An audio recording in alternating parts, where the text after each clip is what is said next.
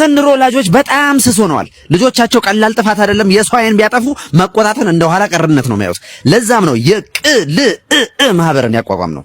ቅምጥል ልጆችን እንቀጣለን እንገርፋለን ነው ሲተነተን። አሰራራችን ላይ ብዙ ሰዎች ጥያቄ ቢኖራቸውም እኛ ልጆቹ ሳይፈሩ ሳይተቡ ስርዓት ባለው መንገድ መስመር እንዲይዙ ነው የምናደርገው። አንግማታም እናትህ ስነግር አልሰማልክ አይደለም?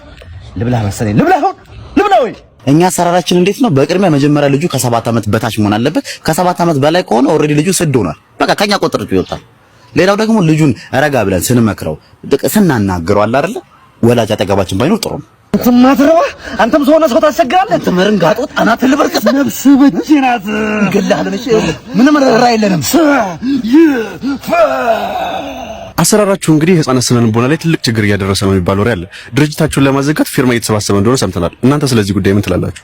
ይሄ የፈጠራ ስራችንን ለማንቋሸሽ የተነዛ ዲስኩር ነው። ማንንም መጠየቅ ትችላለህ። አንድም ህፃን ልጅ ከልክ በላይ ተቆጥተን አናውቅም። አንተ ውሽልሽ አልሰማም አልከደር ጆሮ ቆራጭ ና ቶሎ በል ና ያለን መረልቱ እኛ ያለን በ3 አመቱ እንዳንተ የጠገበ የለም። ዞር በል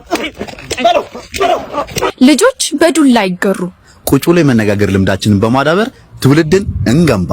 በስልክ ቁጥራችን 09 በመደወል የቅልእ ማህበር አባል እንሁን። ቅምጥል ልጆችን እንገርፋለን እንቀጣለን።